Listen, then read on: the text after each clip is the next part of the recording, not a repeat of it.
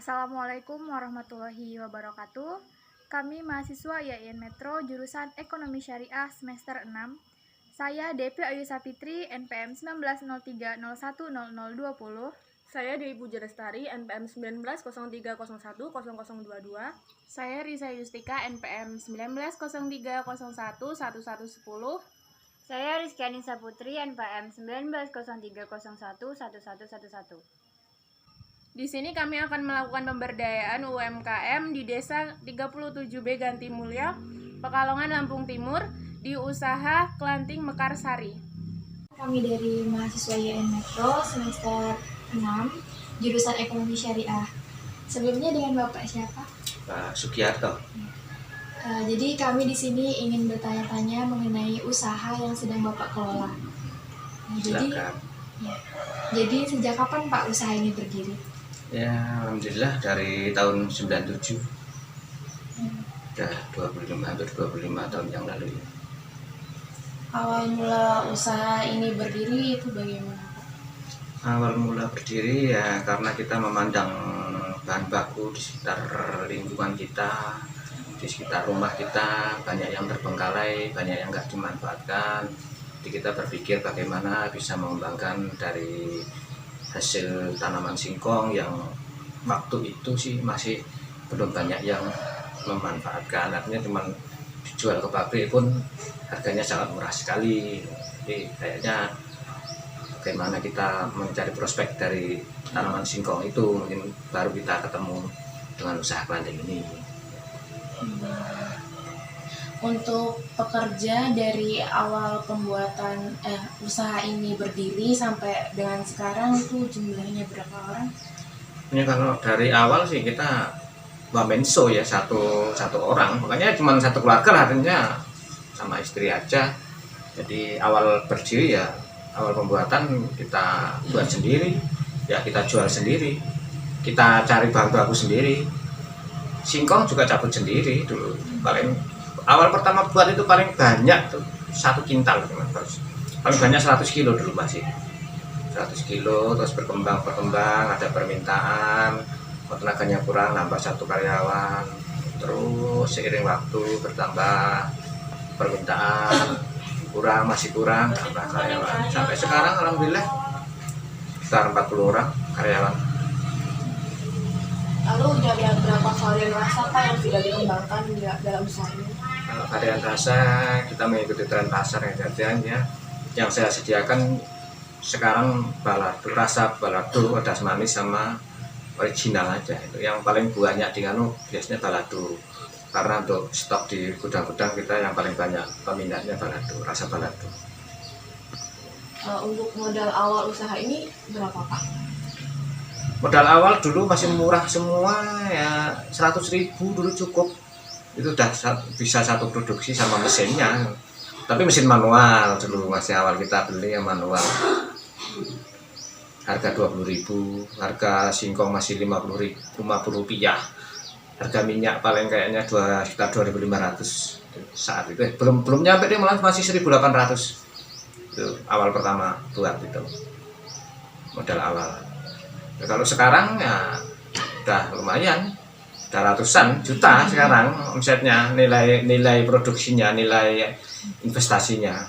Keuntungan produknya itu? Ya kalau bicara keuntungan itu memang sangat sekali sih ya, dinamika variatif memang ya, variasi, karena singkong itu kan bahan dasarnya memang kita beda tempat aja udah hasil beda ya.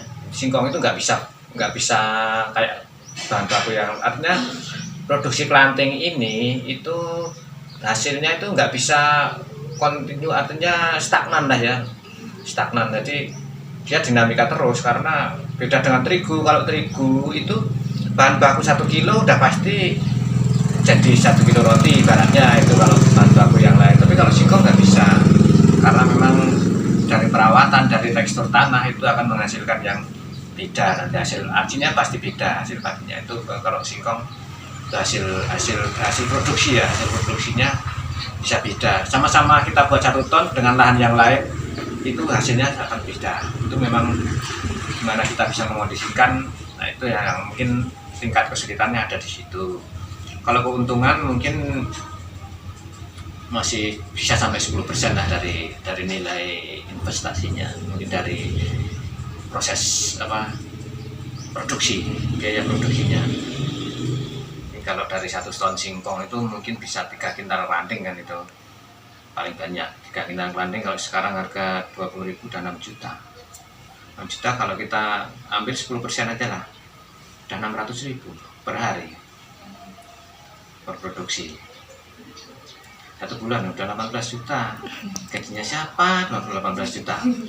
Dewan aja masih di atas, kalau nggak nyampe 15 juta. Lalu kesulitan apa sih Pak yang selama usaha itu yang dihadapi? Ya banyak sekali sih, banyak sekali yang hambatan yang memang mungkin dari karyawan itu bertempur dengan karyawan lain itu bisa loh, antara yang tukang goreng sama artinya benturan dengan yang tukang jemur, yang tukang kupas benturan dengan yang tukang giling, itu juga kesulitan. Itu gimana kita bisa mempersatukan mereka dengan visi yang misi yang sama, kita membesarkan usaha. Itu mungkin artinya salah satu teori kepemimpinan itu situ kan, artinya mungkin alhamdulillah saya dari SEMEA dulu pernah belajar teori kepemimpinan, jadi mungkin mempersatukan visi misi mereka itu yang memang sulit.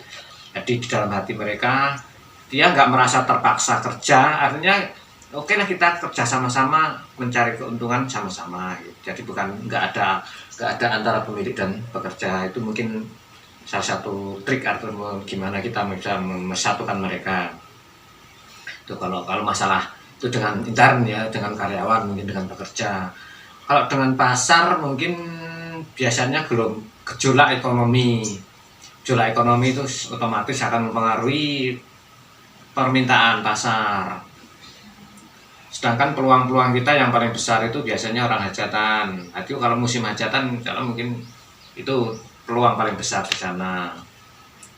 Terus dengan cuaca, karena kita juga jemur, mungkin dengan cuaca ya kita ada hambatan. Sudah pasti ada kendala.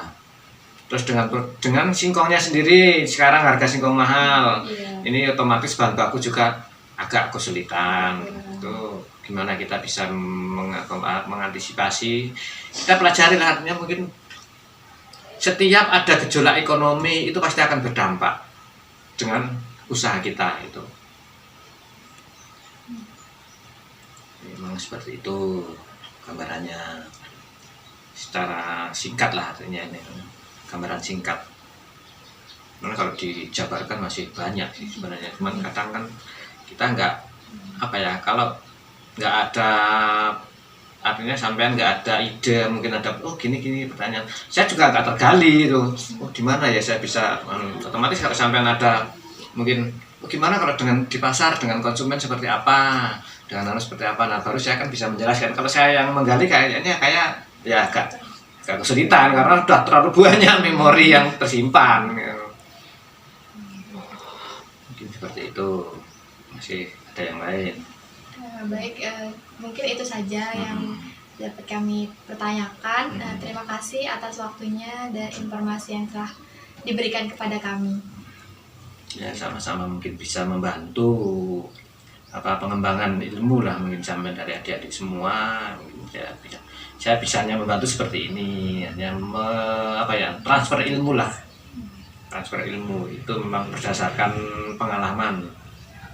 Jadi mungkin kadang ilmu otodidak dengan ilmu fakta itu agak sedikit berbeda. Bukan berarti nggak sama loh, tapi agak sedikit berbeda. Biasanya ilmu tulisan dengan ilmu praktek itu ada bedanya gitu. Ya mungkin kita aja. Terima kasih.